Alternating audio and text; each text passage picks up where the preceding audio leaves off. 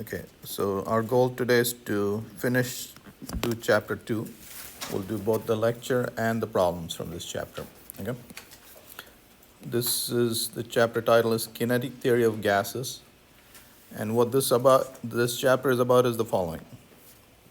Okay, let's get a gas in this room,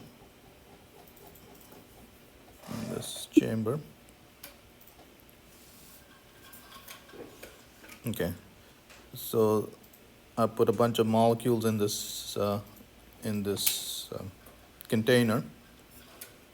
The gas is at 300 degree Kelvin, and the pressure is 20 atmospheres. Do you guys know what 1 atmosphere is? About 15 psi. Okay, 15 psi. What does that mean? 15 pounds per square inch. Okay, so what does that mean? For the square inch is a pound of force. Yeah, so for every square inch, okay, that's about an inch. The gas is bouncing off this area, and it's exerting a force of 15 pounds. Okay. Here's a sheet of paper.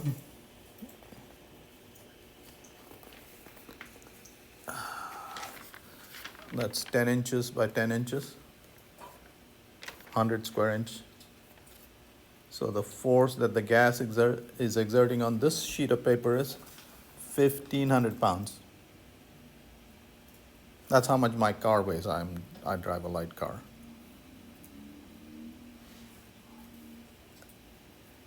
The gas is exerting a force of 1,500 pounds. My car weighs 1,900 pounds, but 1,500 is 19. Okay. So why doesn't it act like it has 1,500 pounds on it? Okay, so that's one question.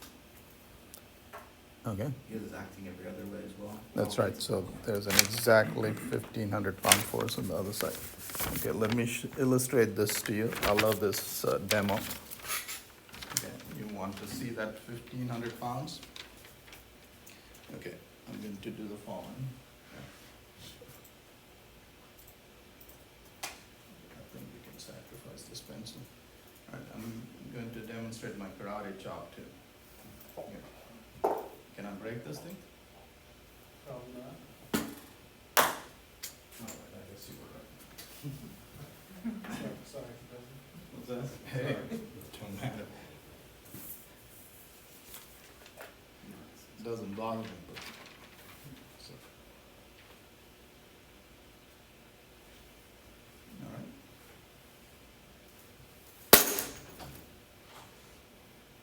You just missed it. What? That was a great. Yeah, my hand doesn't think so. Where's the broken piece? That's over in the corner. Okay. So what's going on? The force is no longer equal. Yeah, you just had to move the whole piece of paper with all the air, all the way of air on top of it. So there was no air underneath there to exert that 1,500 pounds. Okay. To break a pencil, what did we need? 1,500. Oh. We needed, here's the fulcrum. You needed a force in this direction and a force there. Okay, this force was missing the first time. That's why you didn't break it. And when I put that blanket on top, okay, when I hit down on this rose, but it rose too fast for the air to get in there and exert a force there. So there was that 1,500 pound force. Okay. So, all right, so the point of the chapter is the following. Okay, by the way, so it's exerting a 15 pound force. Do you guys feel these molecules hitting you? Why not? Because we have our own Huh? molecules. Because we already have. Well, I mean, they're so light, each molecule. With temperature? I'm sorry? Is it temperature? No, I mean, have you ever seen a molecule? No. Yeah. What's that? I said no, they're just tiny. Yeah. They're tiny. So the point of this chapter is we're going to relate the properties of these individual molecules to the temperature, to the pressure, and so on. Okay? So we're going to relate the microscopic properties to macroscopic properties. These are things that you measure using instruments, macroscopic instruments. Okay? That's the point of this chapter. Okay? So you can go to Walmart and buy a gauge and measure the atmospheric pressure. You can measure the pressure in your tires, which is 32 psi. Okay? And the actual pressure is really 45 psi. So what that gauge is measuring is the actual pressure minus atmospheric pressure. Okay? So that's called a gauge pressure. Okay? Anyway, so we are going to relate the microscopic properties to macroscopic properties. Okay? So that's what this chapter is about. Yep. So kinetic theory of gases. Yep. Here are some of the, we'll talk about the ideal gas law, which you all have seen since birth these days. Can anybody tell me what the ideal gas law is? PV equals nRT. And there you go, my friend. PV equal to nRT. PV equal to nKT. Which one is the ideal gas law? Oh. They're both the ideal gas law. This is the number of gas, this is the amount of gas in moles. This is the number of gas molecules. This is the gas constant, and this is the Boltzmann's constant. Okay? So this times that is equal to that. Okay? So this is the ideal gas law. And what this law says is, okay, once you take a certain amount of gas, no matter what you do to the gas, the pressure, volume, and temperature will be related like that. Okay, so that's what this says. Now, it turns out that this law was not discovered in one piece. It was discovered in 3 independent pieces, and we'll talk about that. Yeah? So this is the ideal gas law. Avogadro's number, you all know, is, I'm sorry? Just 0.93 times 10 to the 25. Yep, and what does that tell you? In a mole, okay? And the number of atoms or molecules in a mole of a substance, okay? We'll talk about all of that. Molecular speed distributions, the equipartition of energy, okay, so that's an important one. So we'll cover these various topics. Okay. So I'm sort of going to give you the average kinetic energy of gas molecules is proportional to the absolute temperature, as Thank you. described by the kinetic molecular theory. This means the kinetic energy. Thank you, Siri. All right, so what we're going to do is look at it from a modern perspective. Okay. Let's say we fill this room with gas. Okay. And depending on how many molecules there are, the property of this gas will lie on this surface. Okay. Now, once you take a fixed amount of gas, let's say in this room there's 1,000 moles of gas, roughly. Okay. That will lie on this surface. If you take 2,000 moles of gas, the surface will be higher.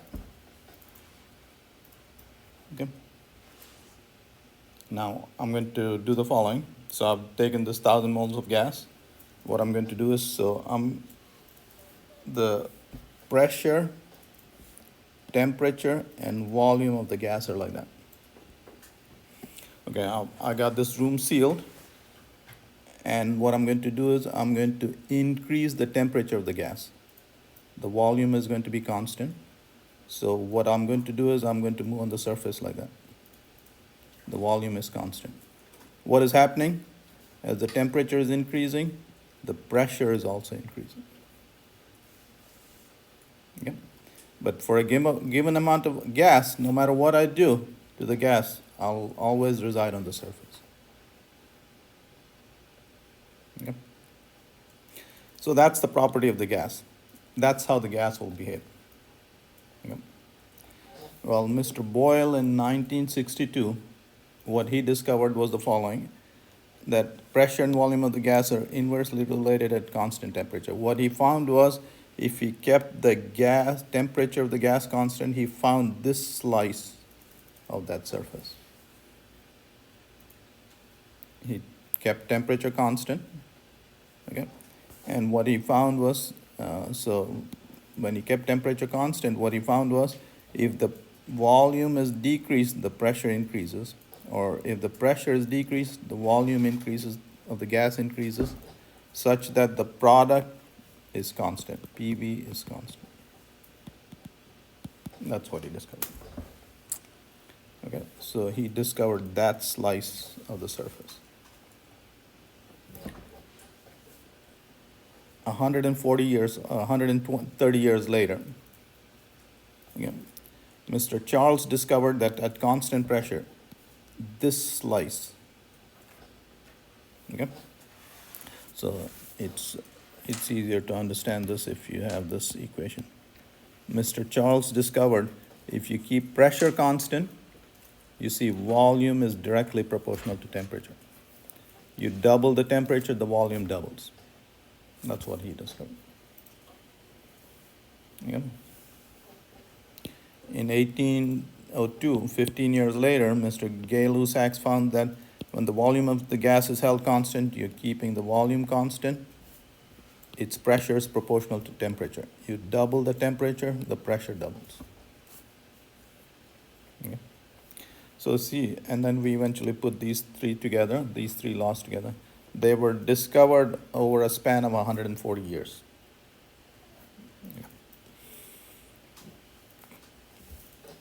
Okay, why do you think these were discovered so many years apart?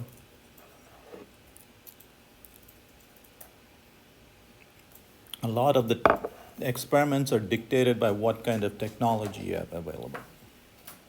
Okay, so to find this law, you have to keep the volume of the gas constant. So you have to have a container where you can increase the temperature and the gas doesn't leak out.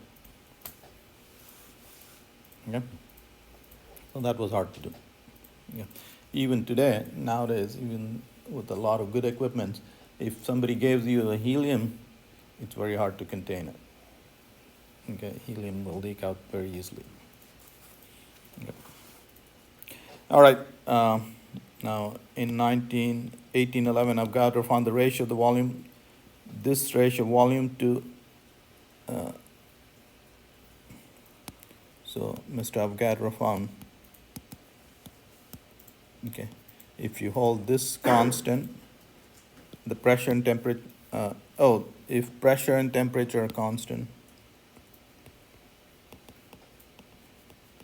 Mr. Avogadro found this. You keep temperature and pressure constant, you double the number of gas molecules. So you put twice, you take 12 grams of, what is oxygen? 32 grams of oxygen. And then you take 64 grams of oxygen, the volume will double at the same temperature and pressure. That's what he found. Yeah. All right, so that's the ideal gas law. Okay. Again, the modern perspective is, given the amount of gas you've taken, you picked out a surface, and no matter what you do to the gas, you're moving around on that surface. Okay?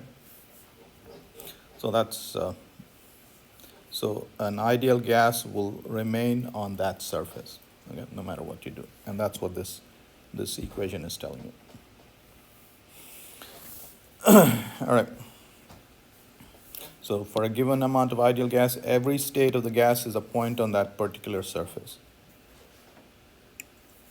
Any process for a fixed amount of gas takes the gas from one point to another on the surface. We're just moving about on the surface. Okay? So if you want to go on another surface, what do you have to do? Increase the number of moles. That's right. Okay? Change the number of moles to go to another surface. Okay? So there's the ideal gas law. This is the number of moles of gas. That's the gas constant. There's the gas constant. So the gas constant, in physics, we always use this. The SI units is joules per mole per Kelvin. Okay? And you guys know that at standard temperature and pressure, standard temperature and pressure is 273 degree Kelvin, 0 degree Celsius, and 1 atmospheric pressure. You take 1 mole of any gas, okay, you'll have the gas will occupy 22.4 liters volume. Okay, how do I get hold of 1 mole of gas? How much oxygen do I need to have 1 mole? If it's O2, then it's 32. Yep, so you take the molecular weight and convert that in grams, and then you have 1 mole of the substance. Okay?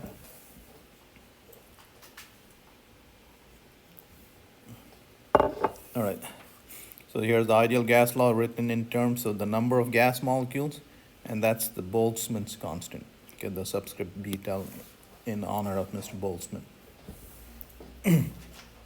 The Boltzmann's constant is related to the gas constant like this. The Boltzmann's constant is the gas constant divided by the Avogadro's number. Okay.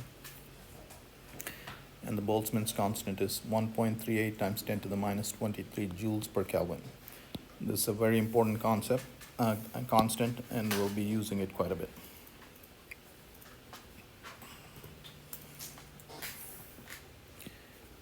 These guys are called thermodynamic variables. Okay. Again, can you quickly tell me how many gas molecules are in this room? A lot. Okay, can you put a number on a lot?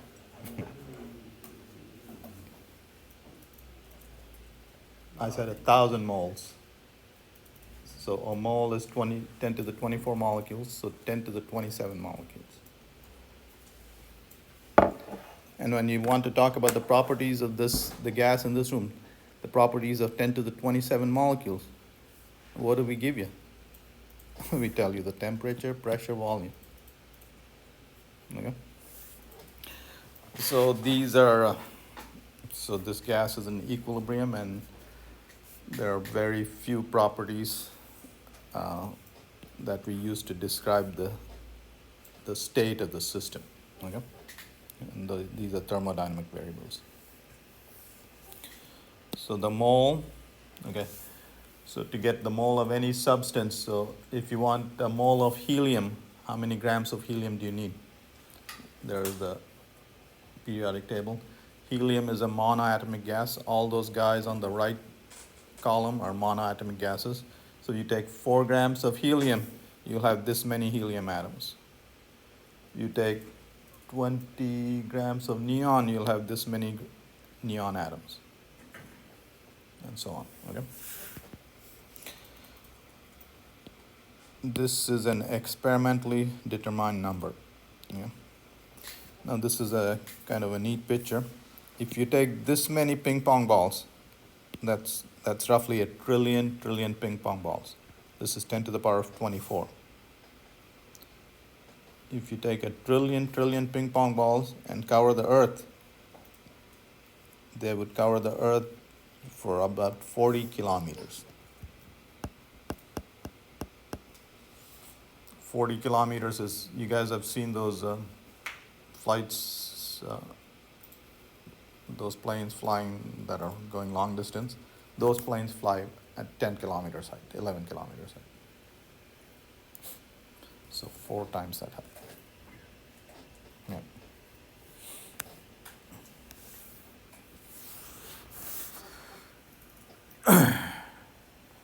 All right, so the ideal gas law is PV equal to NKT or nRT, depending on how you want to write it. Okay, moles of what.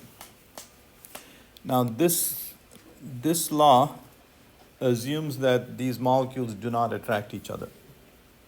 Okay, and so on. There's no attractive forces between them.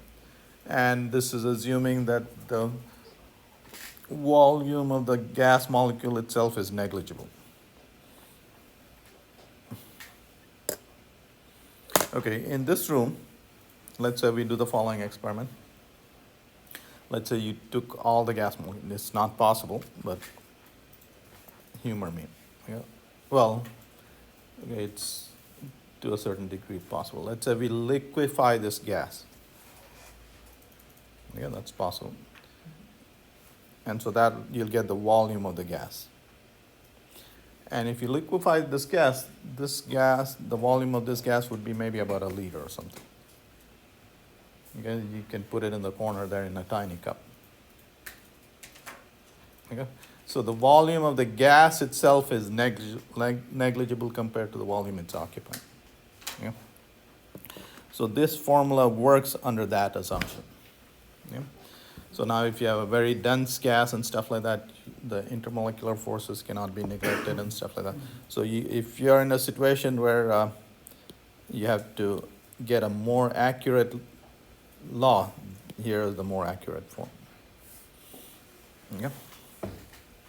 Now if you start working with this, then you've gotten places already. Yeah. So. All right. Now, how does pressure arise? Collision of gas molecules. Very good. So here's a gas molecule. It's bouncing off the walls, and that's how it's exerting a force on the wall. Okay. Now, if this guy is headed that way, and here's his neighbor, and he pulls on him, what happens to this force? It should be the same if the mass is increased, but it should slow down.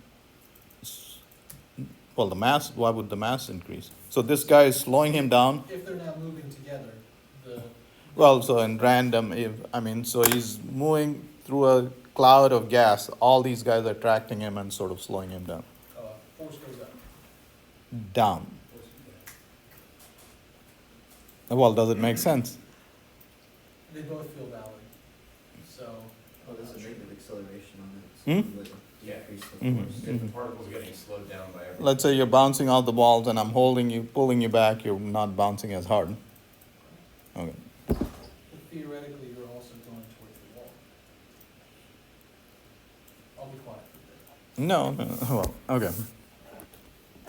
So the pressure will go down, and that's what this term does. Okay? And you see, this is the density of molecules.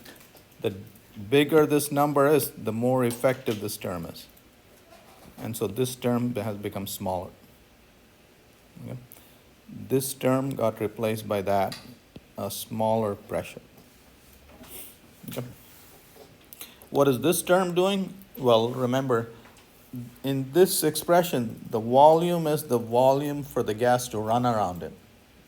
Okay? Now, if for a dilute gas, the volume occupied by the gas actually is this much, so subtracting this much from the volume of the room is negligible. Okay? So, if you're dealing with a dense gas, this is the actual volume of the container minus the volume of the gas. That gives you the volume of the gas to run around it. Okay? Okay. So there is a correction to the ideal gas law. Okay. And you wouldn't need to use this unless you're dealing with a very dense gas and so on. Okay?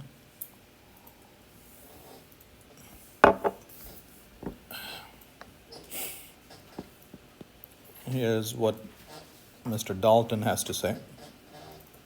What's in this room? What is the gas in this room? Nitrogen, oxygen, Okay.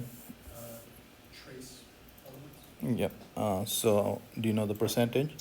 80-20. Yeah, 80-20 is very good. 78% nitrogen, 21% oxygen, and 1% other stuff. Okay. Water vapor and all that kind of stuff. So, what is the pressure in this room? 1 atmosphere. Okay. How is the pressure rising?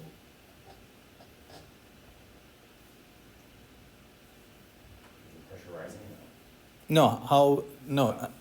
How is it arising? Yeah. Now, Oh, no, holy shoot, it's all the different gases. Right. So, Here we have okay, so all these molecules bouncing off the wall, they're exerting at 20 atmosphere pressure. Oxygen molecules are bouncing off, nitrogen molecules are bouncing off. How much is each contributing? Very, very little put together. So Mr. Dalton answered that question. Yeah. Did you guys understand that? Okay. So if 78% of the molecules are nitrogen, 78% of the pressure is contributed by nitrogen. Okay. So nitrogen molecules are contributing 9.78 pressure atmosphere. Oxygen molecules are contributing 0.21 atmosphere. Okay. So that's what Mr. Dalton says. The total pressure is the partial pressure of each variety of molecule. Okay. So if you have 100 different varieties, there are 100 different contributions. Each contribution is the fractional of the total. If 10% is the fraction of that species, it's contributing 10% of the total pressure. Okay. So that's what Mr. Dalton told us.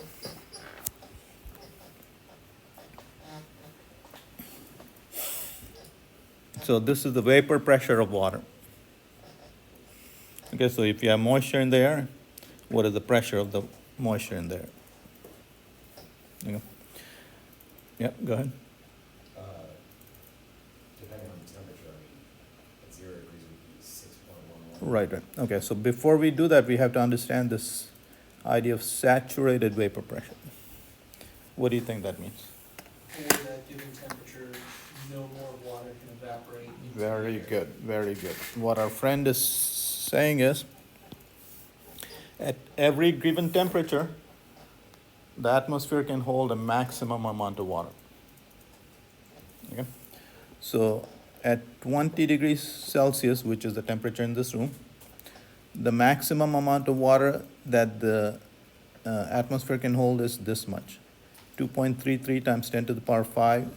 The pressure would be that many pascals. By the way, in these units, the atmospheric pressure is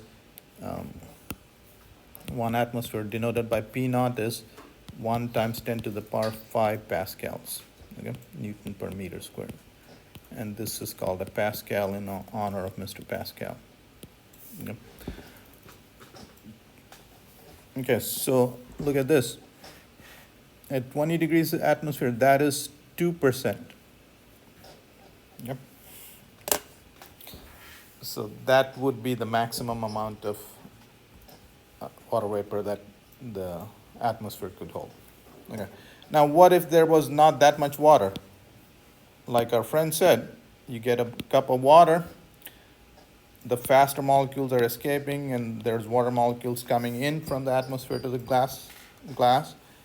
But if you are not at saturated vapor pressure, more will escape than are coming in. So the water in the cup will evaporate. Okay. Do you guys know what air conditioners do? Like the Freon cycle, or? No. What is the air conditioner doing to this room? Circulating air, cooling it down. So Dehumidifier? there you go. Yeah, that's the important thing. Okay. So the humidity is, in this relative humidity in this room is about 50%. Yeah. Why do we keep low humidity? Because it helps bring the temperature down. I'm sorry? It helps bring the temperature down. Well, So it's easier for us to relieve heat, like we learned yesterday? I'm sorry? So it's easier for us to remove heat from our bodies? And why is that? Because we sweat to cool down, Yeah, like we learned? and if the humidity was 100%, your sweat wouldn't evaporate. Okay, with 50% humidity, your sweat can easily evaporate. So that's, again, you can use your own cooling mechanism, so you don't have to cool down the, okay?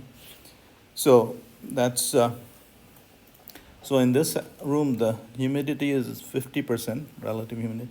That means the partial pressure of the air, this is the saturated pressure, is 1.56 times 10. It's half of that. Did you guys understand that? Okay, so this is the maximum amount of water vapor it can hold in the atmosphere. And relative humidity of 50% is, it's half of what can be held. Okay? All right, so that's why we define relative humidity. Okay? Because nobody can remember this table. This table is an important table. Okay? So you can't remember the maximum amount. So again, there was you can look it up, Google it. You can get how many grams per cc of water vapor there is in the atmosphere at various temperatures. Okay, so you can look that up. And so if there's half of that, then the relative humidity is 50%. Okay?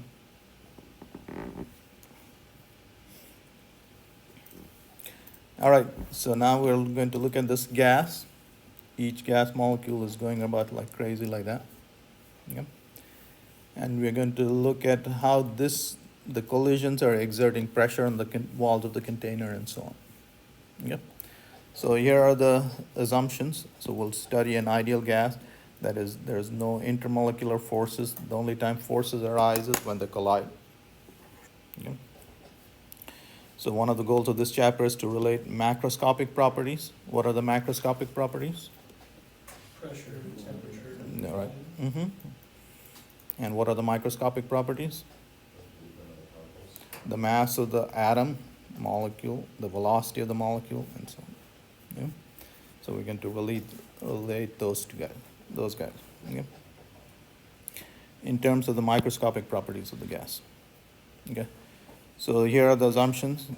So everything we talk about applies to thermodynamic systems.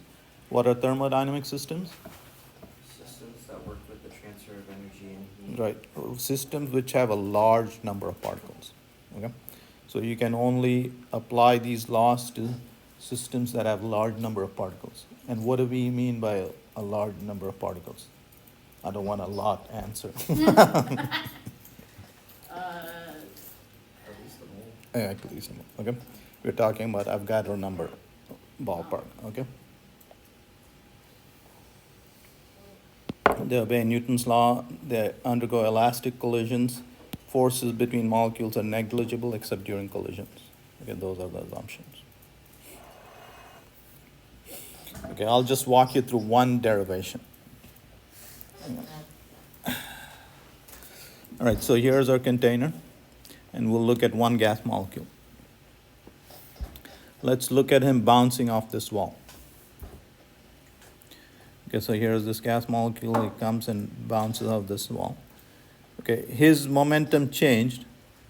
Okay, Mr. Newton told you. Anybody remember Newton's second law?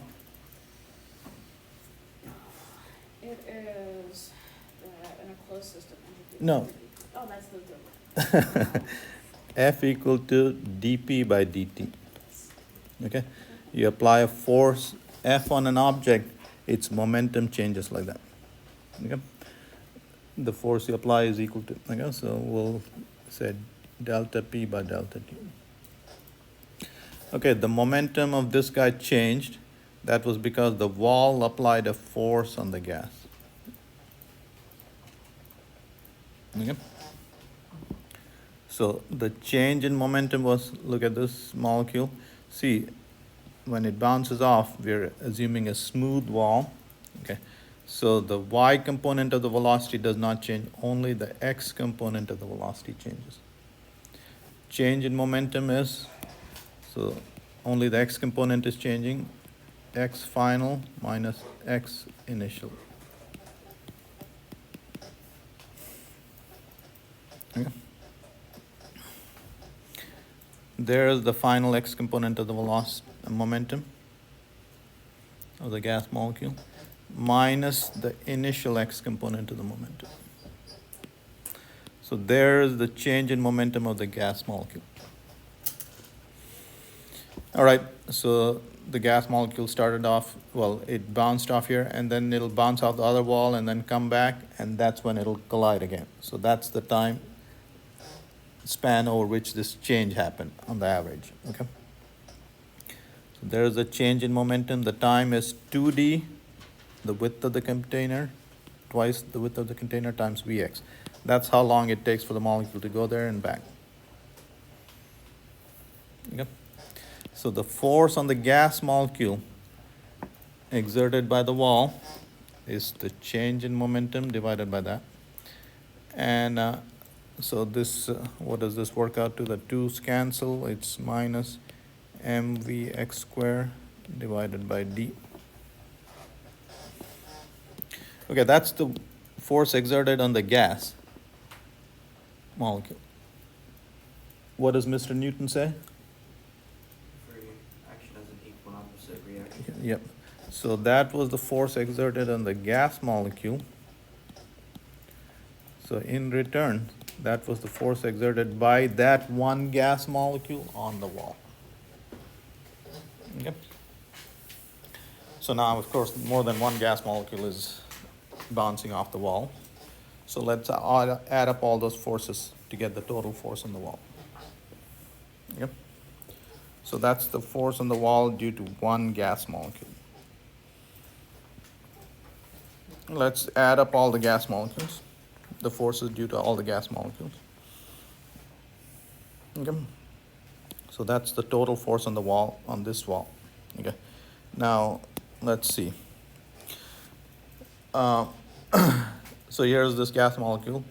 Does it prefer any one direction, x, y, z? Okay, his average speed along the x direction would be equal to the average speed along the y direction and so on. Okay. So this is over n molecules. Anybody? I forget what n is in this room. About 1,000 moles. 1,000 moles. That's 10 to the 27 molecules. N is of the order of 10 to the 27. Okay. So remember that. Yeah. All right. So that's how many terms we're adding. Okay. And so it's n times, what is this saying? This is the x component square averaged over all the molecules. Okay.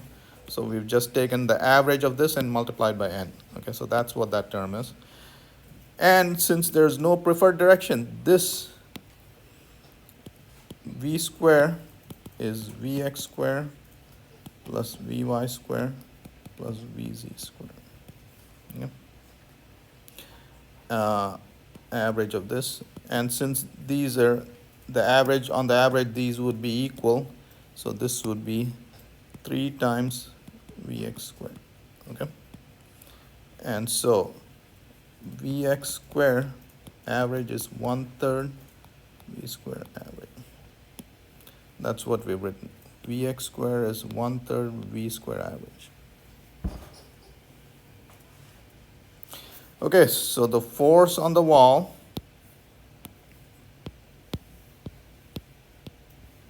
So this is your first time, big time expression. Look at this, the force on the wall. Can you measure the force on the wall? Yes, you can. You can use a spring balance or something like that and measure the force on the wall. That's a macroscopic property. And you've related it to the microscopic property. The mass of a single molecule times its speed squared. So there's your first big time relationship. Okay? All right, and so pressure is this force divided by area. Area of the wall is d square, force divided by d square, and if you divide that by d square, you get a d cube, which is the volume of the container. So the pressure on the walls of the container is 2/3. What is this guy? Density of gas. Very good. Density of molecules. And look at this guy. What is this? Kinetic energy Of what? of the gas. Or molecule. Of a single molecule. Kinetic energy of a single molecule. The average kinetic energy of a single molecule. Okay? So that is related to the, here's a microscopic property related to a macroscopic property. Let's see if this makes sense. Okay? All right.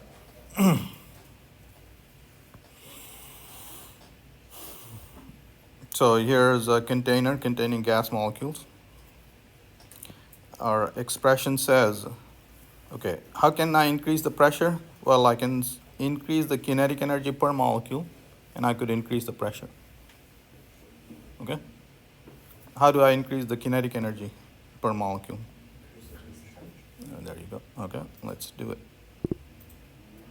Watch the pressure. I'm going to heat the gas. Okay? And the pressure increases. What is the other thing that the expression says?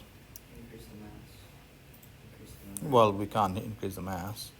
You can increase the density. Yeah, okay. I'm going to keep the average kinetic energy constant, and I'm going to increase the density and let's see if the pressure will increase. Okay, so you're going to watch the pressure. I'm going to keep the temperature constant, meaning I'm going to keep the kinetic energy constant, and I'm going to increase the density. See, the pressure is increasing. Okay. All right, so this makes sense, okay? It has the right behavior, okay? So again, here's a macroscopic quantity related to a microscopic quantity. So there's your expression. All right, now what we're going to do is from this get another expression, PV equal to NKT. This was the ideal gas law, okay? So we'll bring this there and then compare these two expressions.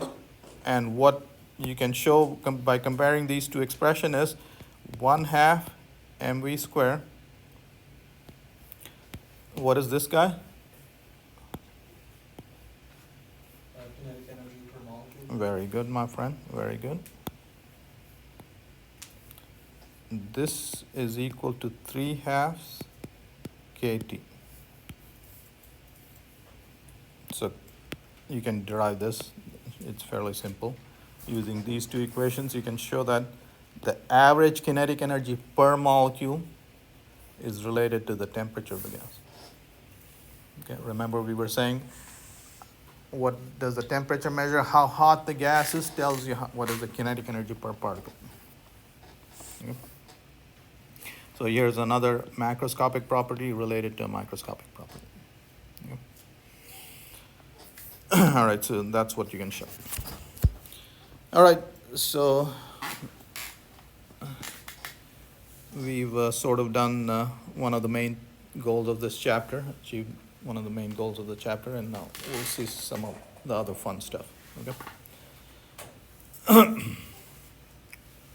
Now we'll define some various parameters, okay? So let me show you a graph first, and then we'll come back to that. Okay. Now, it so happens, we'll tell you this in a second, but the gas in this room, the average speed of a gas molecule in this room, it's nitrogen and oxygen, you have diatomic molecules. Do you guys have any idea of what is the average speed of the gas molecule in this room? If you were to guess. 1 meter per second. 500 meters per second. Yeah. The each gas molecule will go from here to Embry-Riddle in 1 second. That's the average speed. There's 10 to the power of 27 gas molecules in this room. Is everyone going at that speed? No. I mean, the very fact that we called it an average speed gives you a clue. Okay.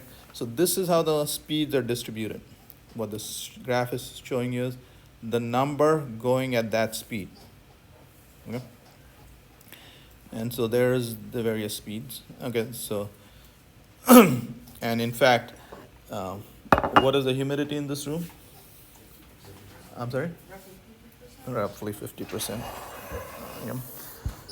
And so there's water molecules escaping from this cup. And most of the water molecules that are escaping are the faster ones. Okay. These guys are not escaping. Why aren't these guys escaping? Moving too slow to escape the surface tension. Yeah, very good. And what is the surface tension? The other guys are pulling him back. Very good. Okay. So, all right. So these are the. So anyway, this is the distribution of speeds. Okay. This is called the most probable speed. Okay. So this is a probability function, and the speed with the highest probability is called the most probable speed. This is the average speed, and this is called the RMS speed. So they're roughly, I mean, statistically they're slightly different, but roughly they all convey the average speed. Yep. So we're going to talk about those speeds. Do you guys understand? Yep. So RMS speed is what we're going to talk about. Root mean square. That's what that means. Yep. So here's the average kinetic energy is equal to that.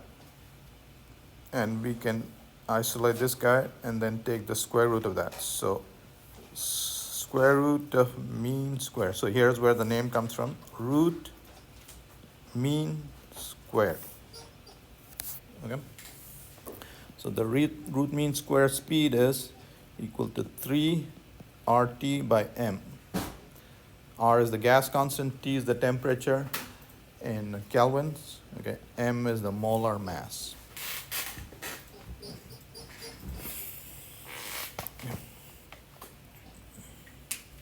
So the RMS speed is that, and here's the table that's telling you, okay, so this room has mostly nitrogen gas, okay, and at 20 degrees Celsius, which is the room temperature here, the average speed is 500 meters per second, half a kilometer a second.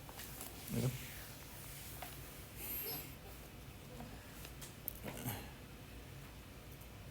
So by the way, do you know what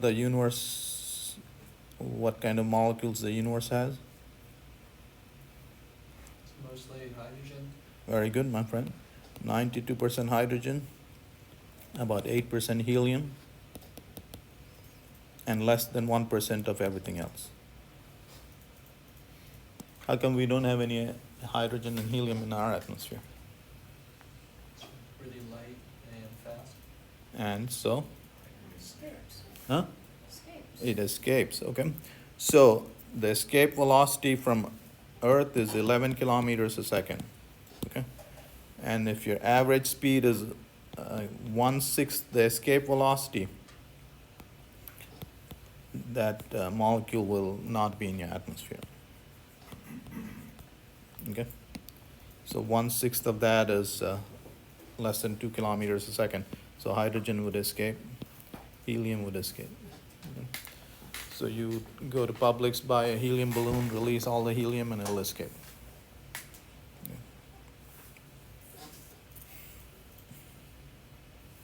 All right, so here is an important concept to understand, something that won't be tested. It won't be tested. Huh? Well, so equipartition of energy. Okay, so let's go back to that expression. Here's, what is this guy?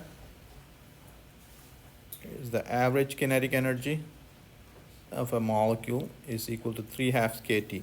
Okay, so we're going to write this expression as 1/2 mvx square vy square vz square. Okay, so here's a gas molecule that can move along the x direction, y direction, z direction. Does it prefer any direction?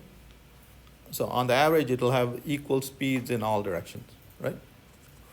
So the amount of energy along the x-axis or along the y-axis, along the z-axis is equal. It's 3 times 1/2 kT.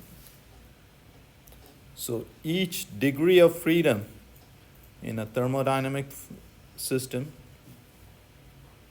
is going to contribute 1/2 kT of energy. And that's the equipartition of energy. Okay, so very important theorem. Okay. Why is this important? Because this allows you to calculate the energy of a system very easily. Okay. Now in this room, again, it's nitrogen and oxygen. These are diatomic molecules. Okay. There are 2 atoms. And the number of degrees of freedom for these, at these temperatures is the following. Here's what the gas molecule can do. This is a dynamic molecule. It can move along the x-axis, y-axis, z-axis. That's 3 degrees of freedom. It can also rotate about this axis. That's another degree of freedom. Rotate about this axis. Okay. It can't rotate about this axis. It can, but those takes too much energy. So it has 5 degrees of freedom, each molecule. So now I'll show you how to calculate the total energy of the gas in this system, in this room. The total energy is how many degrees of freedom you have. We'll call it F. This gas has how many degrees of freedom? 5.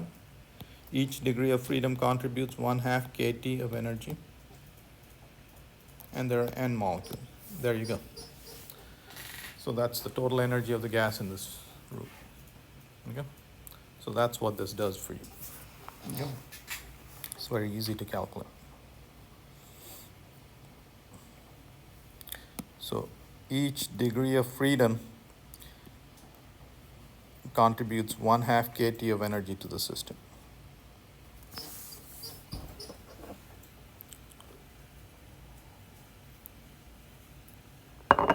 Okay, what do you think that means?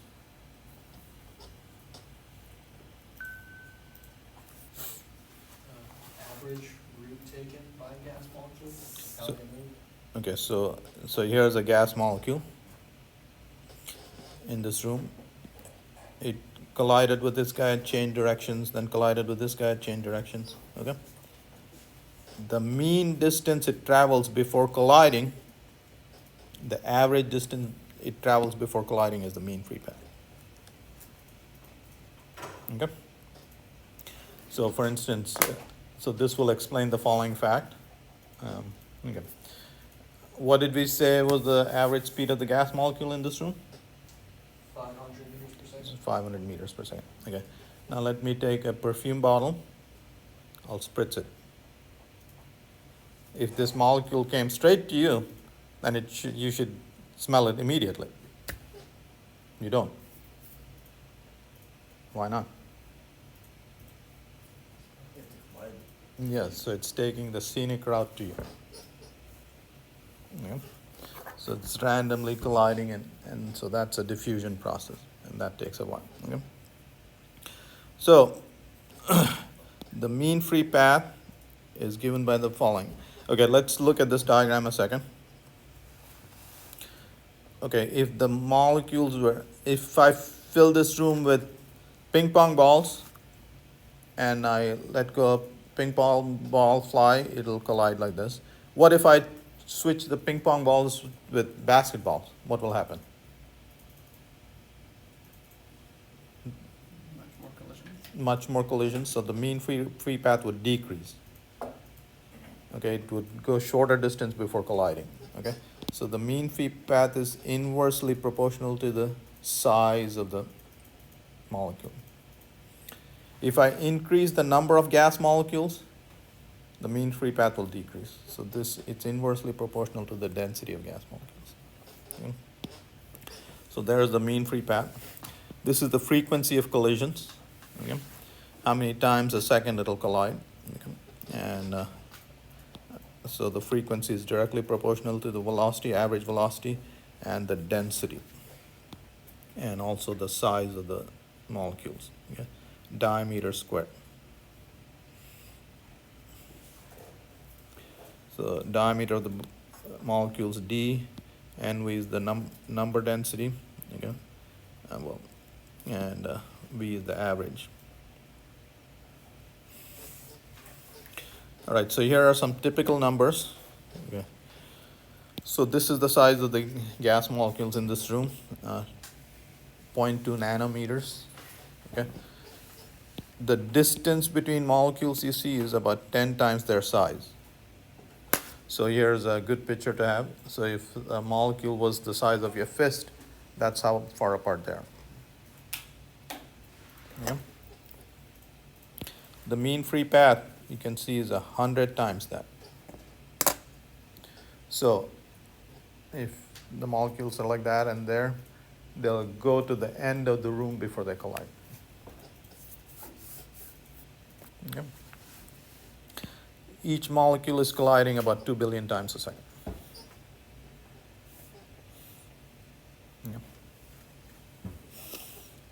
Yeah. Here, the speed distribution. I know some of you guys are getting tired, but I'm recording this, so I'm going to finish the lecture and then give you guys a break. Okay.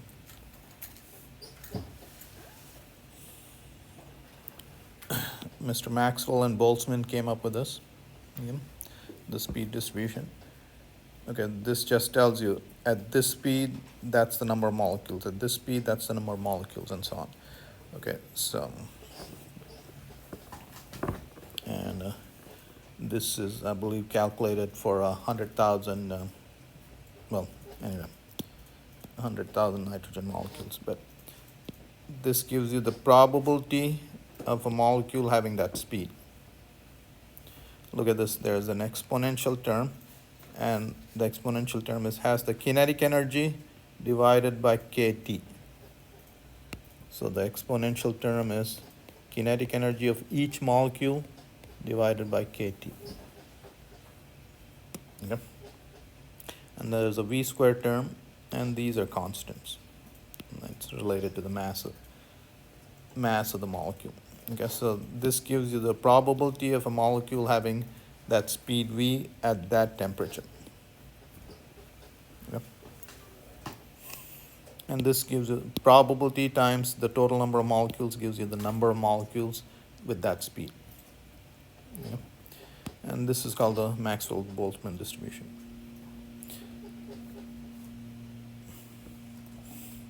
Now, if I heat this gas, what will happen? The graph will shift to the right. Very good. Okay, the area under the curve is going to be n, the total number of molecules. That's not going to change. So you're speeding up more molecules, so the only thing that'll happen is it'll go like that. Okay? It will flow. Okay? So that's what heating the gas does. Okay? And here's a picture. So this is the gas at 300 degree Kelvin. Here's the gas at 900 degree Kelvin. Okay, so this is done for 100,000 nitrogen molecules. Okay. This kind of stuff is important.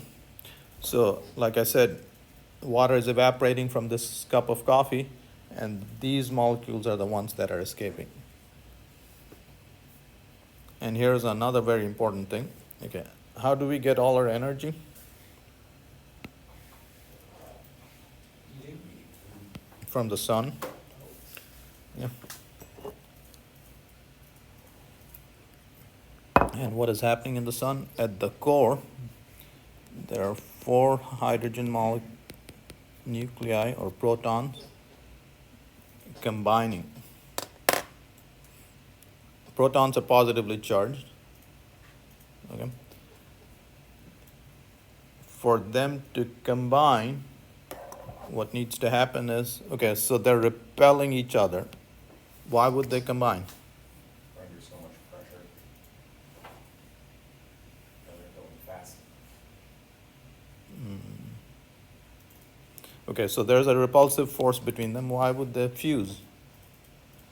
Okay, if there would be a strong force that would be stronger than this repulsive force, then they would combine. So there's a strong force. So this is the electromagnetic force. Okay. Now there's a strong force which is 100 times stronger. That's the strong force. Except that the problem is the strong force has a very short range. It is 10 to the minus 15 meters. So if the protons happen to come within 10 to the minus 15 meters, then the strong force can overwhelm the repulsive force, and they can combine. All right, you take a proton, shoot them at each other at 500 meters per second, they'll come this close and fly apart. 1,000 meters per second, they'll come a little closer, but they're not nowhere near 10 to the minus 15 meters, they'll fly apart. Now, if two protons come at each other very fast, they'll come close enough where the strong force can take over. So even in the sun, inside the sun, the protons in the tail have enough velocity to overcome the repulsive Coulomb force.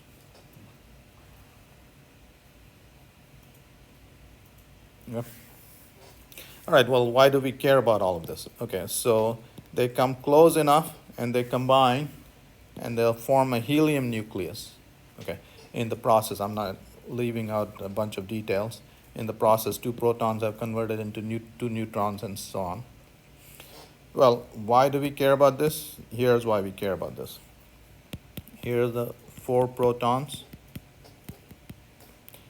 Here's the mass of 4 protons. Here's the mass of helium. Okay, whenever you form a bound state, okay, so you take, you guys know how to make atoms. You can take a proton and an electron, bring them together. It's formed a bound state. And what did you make? Hydrogen. A hydrogen atom. So whenever you take 2 particles and make a bound state, this guy weighs less than the ingredient. It weighs less. It lost some mass. What happened to the missing mass?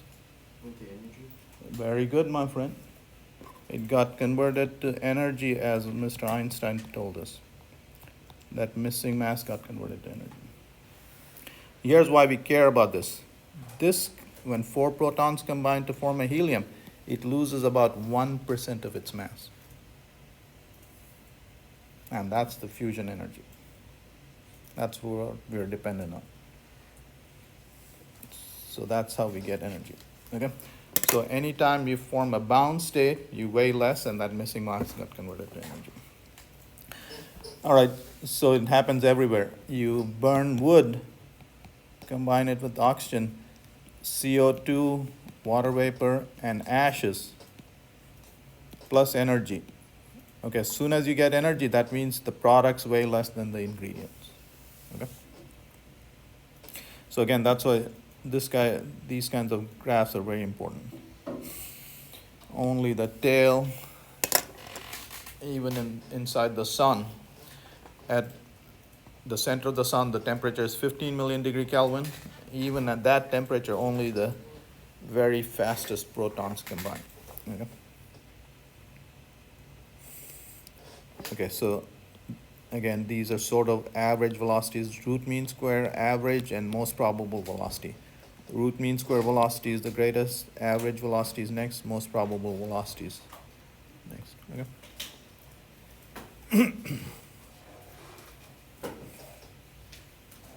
Okay, I got 6 more slides. I'm going to go through them fairly quickly, okay?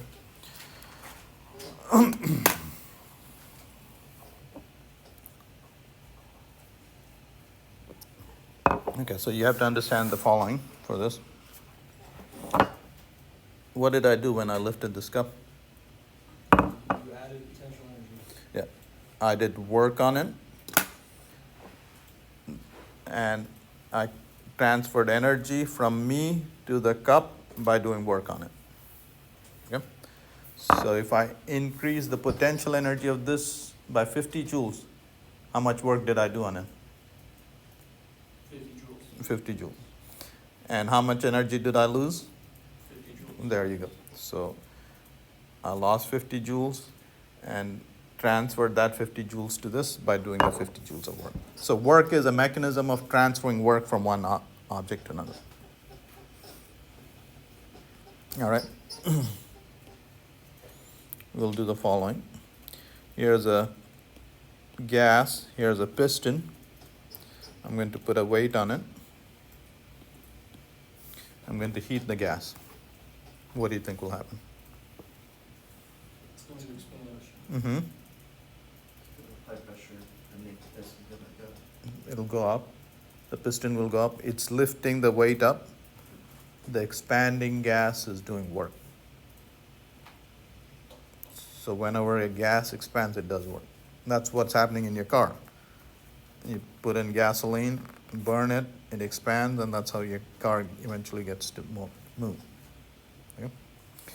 So expanding gas does work. Okay, let's get to this guy. I want to raise the temperature of this this gas. I want to heat this gas. Well, to raise the temperature, I'm speeding up all the molecules, so I have to add heat to it.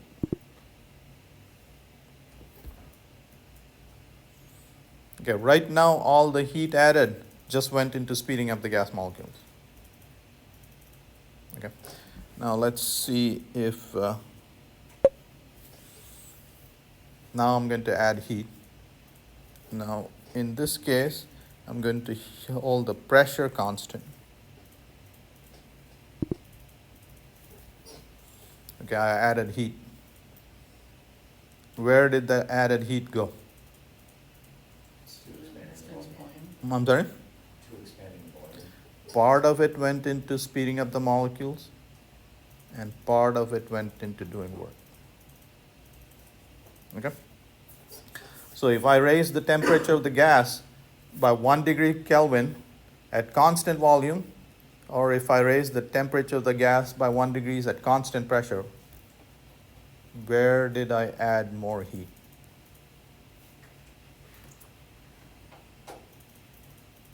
So to raise the temperature by 1 degree, I have to speed up all the molecules by the same amount, whether I do it at constant volume or constant pressure. So what is the difference? With volume, you have to also do work. No, with constant pressure, you have to do work. At constant volume, you did not do work. So when you're adding heat at constant volume, you're adding less heat. When you're adding heat at constant pressure, you're adding more heat. Okay? Everybody understand? All right. So that's what we want to understand. Okay? Here is the ideal gas law. Okay, these are isotherms. What are isotherms? Are when you keep the temperature constant, P is inversely related to volume. P as a function of V, that's a hyperbola. Okay, those are isotherms. Okay, what we're going to do is, we've got a bunch of gas, it's at this temperature, and we're going to warm it, and we're going to raise its temperature to that. Here's a process. We're going to go from this initial temperature to that final temperature. This is a constant volume process. In a constant volume process, all the heat added went into speeding up the molecules. Here's a constant pressure process. When the pressure is constant, the gas expanded. Some of the money was spent into doing work. So you added more heat along this path.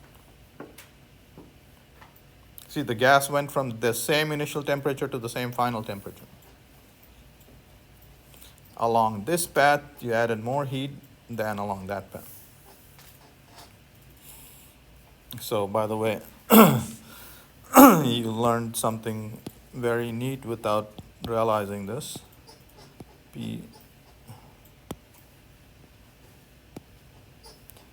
Each point is a state of the gas. P, V, you specified P and V, and so once the gas molecule is fixed, the temperature is determined. Okay, so if you're heating the gas at constant volume, this is the process. This is what you're doing.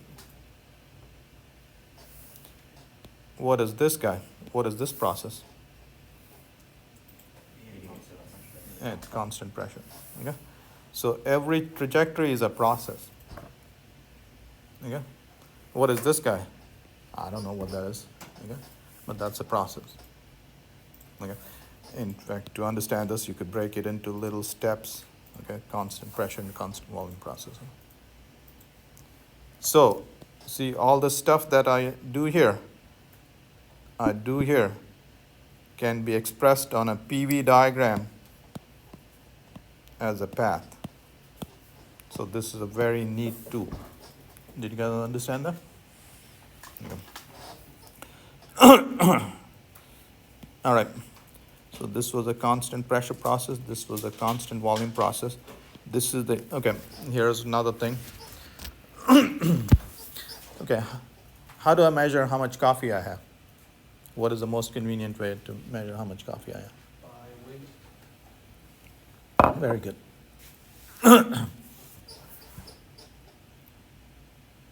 So for solids and liquids, weight is a good way to, a convenient way to measure how much stuff you have.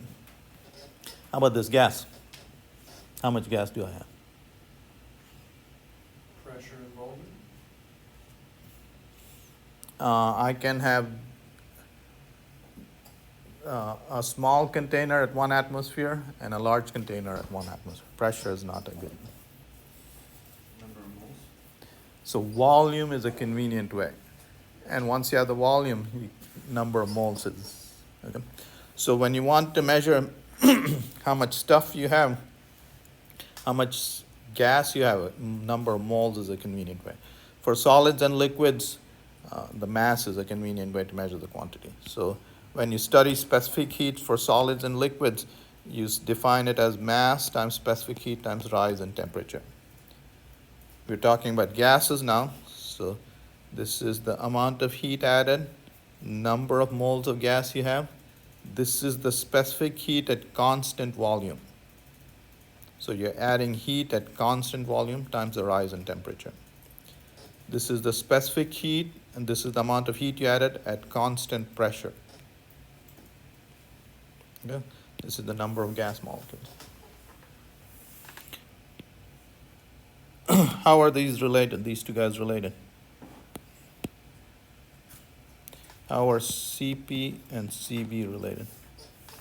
You should be able to answer this. CP source greater than C. Very good, my friend. Okay? And for ideal gases, you'll learn that it's greater by that amount. Yep.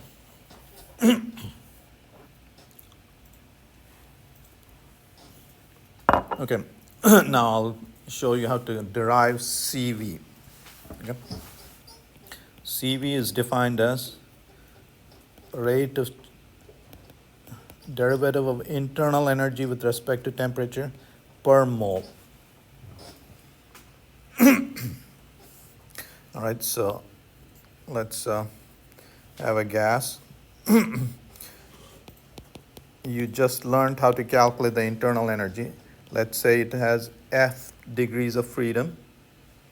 What did what does the equipartition of energy tell you? Each degree of freedom contributes how much energy? 1/2 the mv squared. 1/2 kT. Very good. Okay. And if you have F degrees of freedom, and then if you have N number of molecules, that's the total energy of the system. Okay. And N times K is equal to N times R. Okay. So the internal energy is F over 2 nRT. Okay. Del D internal energy divided by del T is F over 2 nR. And CV is 1 over N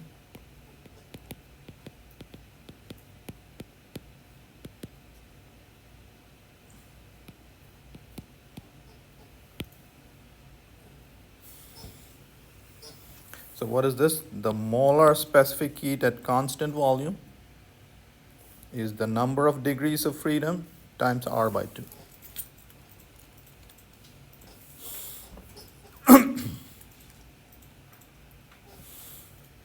All right. So for those guys on the last column, what are those guys? Noble gases.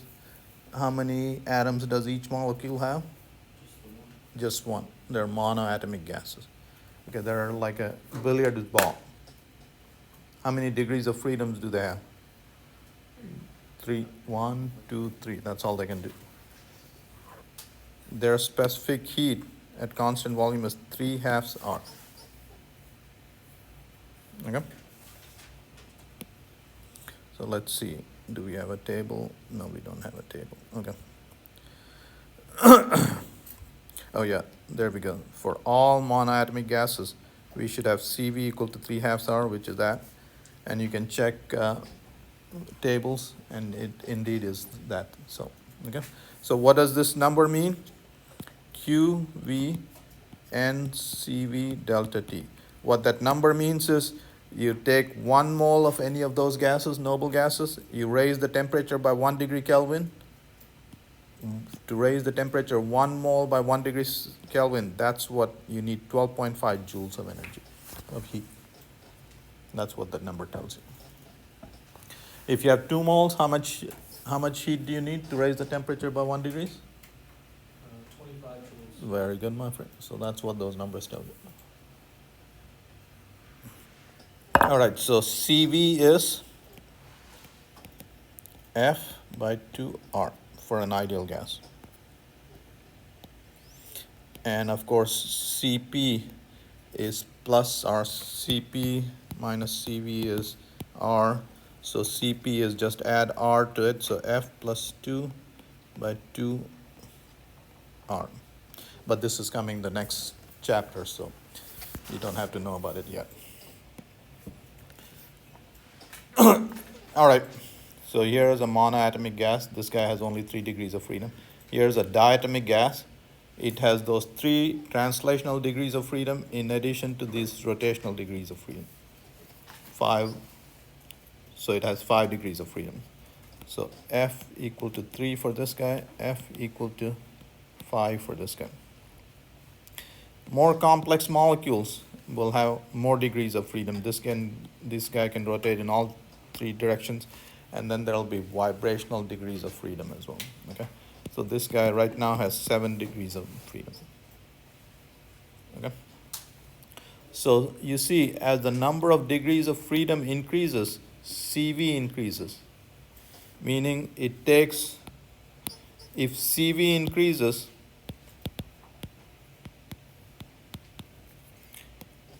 if this increases, it takes more heat to raise the temperature by the same amount.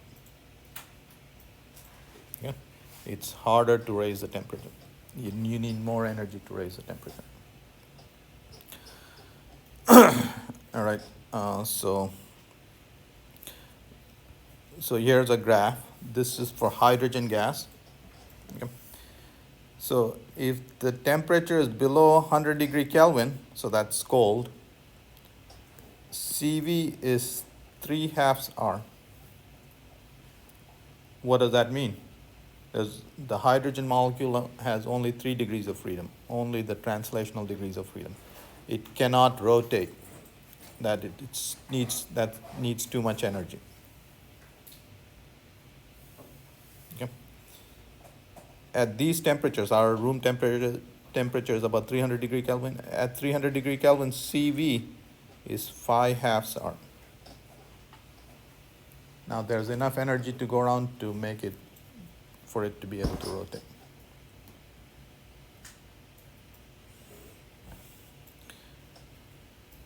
At 6,000 degree Kelvin, the 5 vibrational degrees of freedom are also in play.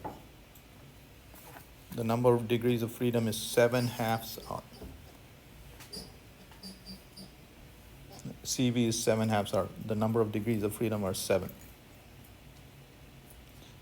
So, well, why do we care? This is the temperature on the surface of the sun.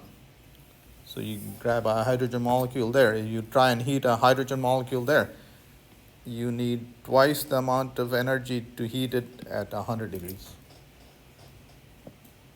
Okay? So that's what this tells you. Okay? All right, guys, so that finishes the lecture.